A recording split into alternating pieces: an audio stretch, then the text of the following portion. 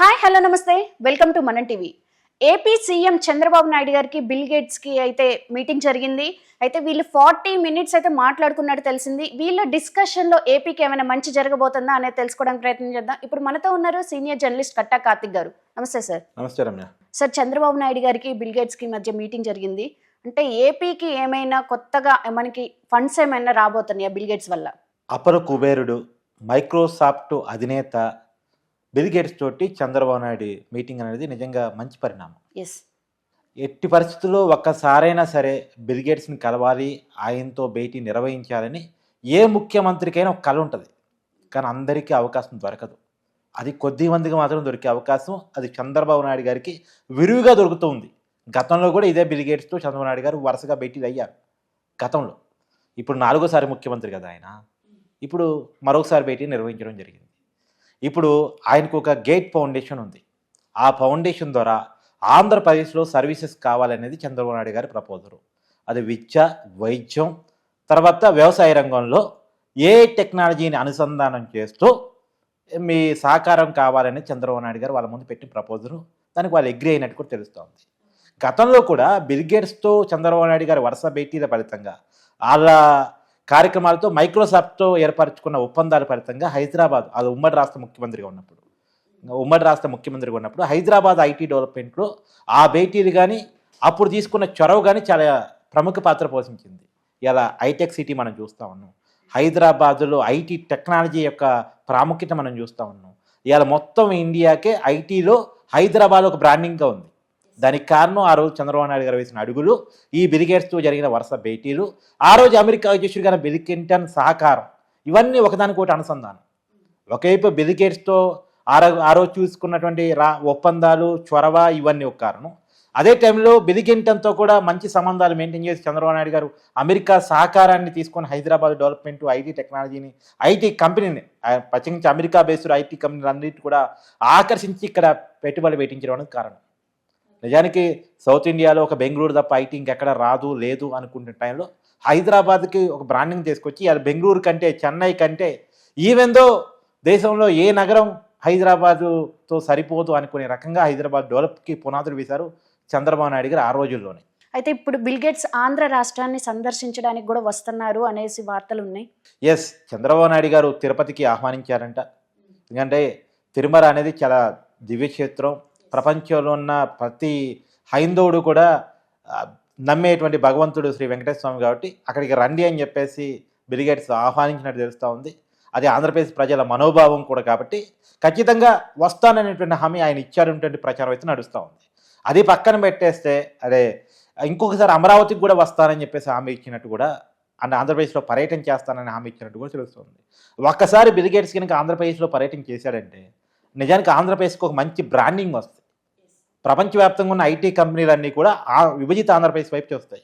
ఇప్పటికి ఐటీ కంపెనీలకి కనపడే నగరాలు ఏంటి? సహజంగా హైదరాబాదు, చెన్నై, బెంగళూరు, పూణే, ముంబై, ఢిల్లీ, నోయిడా, ఇలాంటి కొన్ని సిటీలు కనపడుతూ ఉంటాయి. కానీ వీటన్నిటిని దాటి అమరావతి కనపడాలి, వీటన్నిటిని దాటి వైజాగ్ కనపడాలి, వీటన్నిటిని దాటి ఆంధ్రప్రదేశ్ కనపడాలి అంటే ఆంధ్రప్రదేశ్కి ఒక బ్రాండింగ్ అవసరం. ఓకే. రెండోది, ఈ తెలుగు రాష్ట్రాల్లో హైదరాబాద్ ఒక పెద్ద సిటీగా ఉంది. సహజంగా ఐటీ కంపెనీ పెట్టుబడి పెడతాను టక్కున హైదరాబాద్ గుర్తొస్తుంది. హైదరాబాద్లో అన్ని ఫెసిలిటీస్ ఉన్నాయి కాబట్టి. కానీ ఈ హైదరాబాద్ అనే దాన్ని దాటి అమరావతి రావాలి కాబట్టి ఆ రకమైన బ్రాండింగ్ కోసం చంద్రబాబు నాయుడు గారు ప్రయత్నం చేస్తున్నట్టు తెలుస్తోంది. ఎస్, జగన్మోహన్ రెడ్డి హయాంలో చూసుకుంటే ఉన్న సంపదను అమ్మడమే సరిపోయింది. ఇప్పుడు చంద్రబాబు నాయుడు గారు ఆయన మొదట్లోనే చెప్పారు నేను సంపద సృష్టించా అని. అంటే ఆయన ప్రయత్నం మొదలైనట్టేనా? అంటే ఇక్కడ క్లియర్గా నువ్వు అడిగిన క్వశ్చన్ చాలా వ్యాలిడ్. 1,00,00,000 కోట్ల రూపాయలతోటి సౌదీ అరేబియా కంపెనీతో టైప్ అయినటువంటి ఒక పెట్టుబడిని చమురు శుద్ధి కర్మాగారాన్ని పట్టుకొచ్చిన తనం కానీ, తర్వాత ప్రధానమంత్రి మోడీ గారిని తీసుకొచ్చి వైజాగ్లో 2,00,00,000 కోట్ల రూపాయల పెట్టుబడికి శంకుస్థాపన చేపించినటువంటి తనం కానీ, తర్వాత వైజాగ్ రైల్వే జోన్ సాధించడం కానీ, తర్వాత అక్కడ ఉన్నటువంటి వైజాగ్ స్టీల్ ప్లాంట్ని ప్రైవేటీకరణ చేయబోని చెప్పడం కానీ, తర్వాత అనేక కంపెనీలు, ఇప్పుడు టీసీఎస్ ఉంది, టీసీఎస్ ల్యాండింగ్ అవుతుంది, దాదాపుగా అయిపోయినట్టేదాకా టీసీఎస్ పనులు కూడా స్టార్ట్ చేసింది వైజాగ్లో. ఇవన్నీ ఒక 1 by 1 చూసినప్పుడు ఇప్పుడు లూలు కంపెనీ ఆంధ్రప్రదేశ్లో పెట్టుబడి పెడతా ఉంది. అమరావతి వేదికగా ఏఐ టెక్నాలజీ రూపుదిద్దుకుంటా ఉంది. ఇప్పుడు ఇవాళ కొత్తగా మనం మైక్రోసాఫ్ట్ CEO హెడ్ అయినటువంటి వ్యవస్థాపక వ్యక్తి అయినటువంటి బిల్ గేట్స్తో మాట్లాడటం, ఆయనతో వరుసగా భేటీలు నిర్వహించడం, దాదాపు 40 నిమిషాల పాటు భేటీ కావటం. 40 నిమిషాలు భేటీ అంటే చిన్న విషయం కాదు, ఆయన అంత టైం ఇవ్వడు జనరల్గా. కానీ అంత టైం చంద్రబాబు నాయుడు గారు కాబట్టి ఇచ్చాడు, వాళ్ళకున్న అనుబంధం ఇచ్చాడు. రెండోది, ఇది ఖచ్చితంగా ఆంధ్రప్రదేశ్ అభివృద్ధికి, సంపద సృష్టికి పనికొచ్చే అంశాలు. చంద్రనాయుడు గారు నువ్వు చెప్పినట్టు సంపద సృష్టిస్తానని చెప్పి చాలా క్లియర్గా చెప్పాడు. అప్పు చేసి ఏదో పప్పు బేలనాక పంచిపెట్టడం కాదు, సంపద సృష్టిస్తానని. ఇప్పుడు ఆయన క్రియేట్ చేసింది హైదరాబాద్ చూడు. ఇవాళ తెలంగాణ సమాజంలో పంచిపెడుతున్నటువంటి సంక్షేమ పథకాలు కూడా సంపద ఎక్కడి నుంచి వస్తుంది? హైదరాబాద్ నగరం క్రియేట్ చేసి ఇస్తుంది. సంపద సృష్టి హైదరాబాద్ నగరంలో జరిగింది. ఆ సంపద సృష్టికి పునాదులు చంద్రబాబు నాయుడు గారు ఆ రోజుల్లో ఐటీ ద్వారా వేశారు. ఇవాళ అదే పునాదులు ఆంధ్రప్రదేశ్లో పడుతున్నాయని చెప్పుకోవాలి నిజానికి. అయితే మరో హైదరాబాద్ దాటి వెళ్తుంది అమరావతి అనొచ్చు. అంటే అది ఇప్పటికిప్పుడు మనం అనుకోవటం అతిశయోక్తి. హైదరాబాద్ వెనకాల కొన్ని 100 ఏళ్ల చరిత్ర ఉంది. ఆ చరిత్ర తగ్గట్టు చంద్రబాబు నాయుడు గారు చేసిన కృషి 20 ఏళ్ల క్రితం 30 ఏళ్ల క్రితం నుంచి ఉంది. అది క్రమక్రమంగా జరుపుకుంటూ పోయింది. కానీ ఇప్పుడే పునాదులు పడుతున్న అమరావతిని వెంటనే హైదరాబాద్తో పోల్చలేము. కానీ మంచి పునాదులు పడుతున్నాయి, వేగవంతమైన అభివృద్ధి జరుగుతుంది, ముందుకు వెళ్ళే పరిస్థితి కనపడుతుంది అనేది మాత్రం చాలా క్లియర్గా చెప్పవచ్చు. సరే, ఒక నగరాన్ని పోలిక పెట్టి తెలంగాణ రాష్ట్రానికి, ఆంధ్రప్రదేశ్కి, తెలుగు వాళ్ళ మధ్య మనం ఎందుకు చిచ్చు పెట్టే ప్రయత్నం చేయాలి. కానీ ఎవరికి వాళ్ళుగా ఎదిగే ప్రయత్నం చేస్తున్నారు. అందులోనూ చంద్రబాబు నాయుడు గారు తన దూరదృష్టి ద్వారా వికసిత ఆంధ్రప్రదేశ్ కోసం 2047 టార్గెట్గా పెట్టుకొని ఆయన అభివృద్ధికి పునాదులు ఇప్పటి నుంచే వేయటం అనేటువంటిది నిజంగా మన కళ్ళకు కనపడుతున్న విషయం. వస్తున్న కంపెనీలు, జరుగుతున్న భేటీలు, జరుగుతున్నటువంటి ఒప్పందాలు, కంపెనీల అధినేతలు వరుసగా పర్యటనలు, భేటీలు, ఇవన్నీ మన కళ్ళ కనపడుతుంది.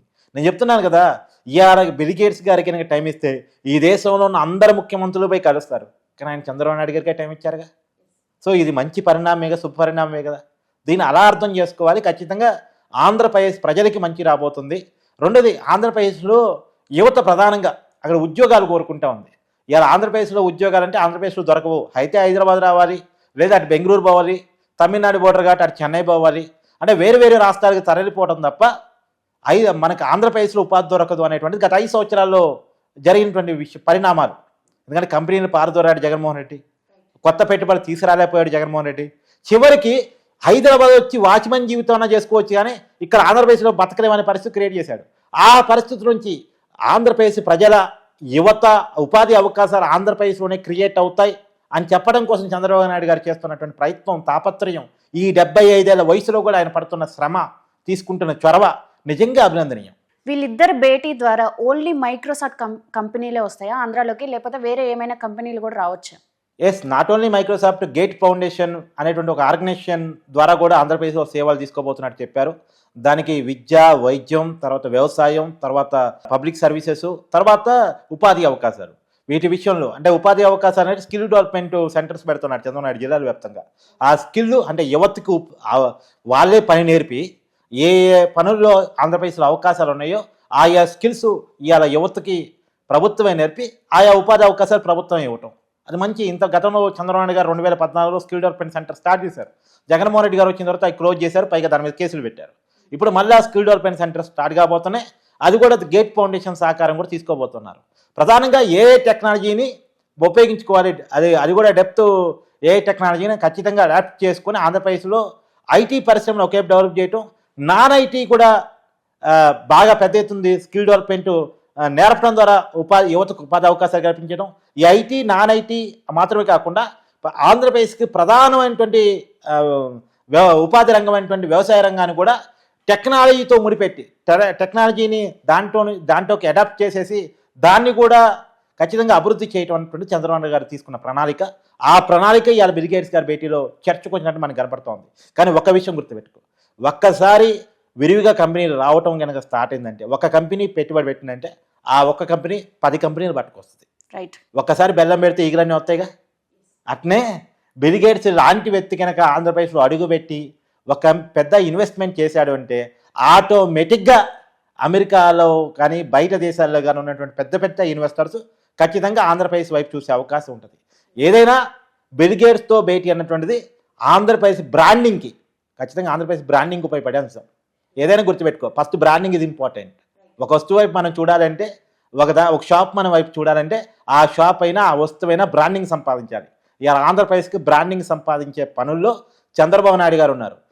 చివరికి ఏ పరిస్థితుల్లో చంద్రబాబు నాయుడు గారు ఉన్నారంటే, ప్రపంచం మొత్తం భారతదేశంలో టెస్లా కంపెనీ, అదే ఎలక్ట్రికల్ కార్ల కంపెనీ, ప్రముఖ కంపెనీ టెస్లా కనుక పెట్టుబడి పెడితే ఎక్కడ పెట్టుబడి పెట్టింది అంటే ఆంధ్రప్రదేశ్లో పెట్టుబడి పెడుతుంది అనే ఒక వాతావరణాన్ని చంద్రబాబు గారు తీసుకొచ్చారు.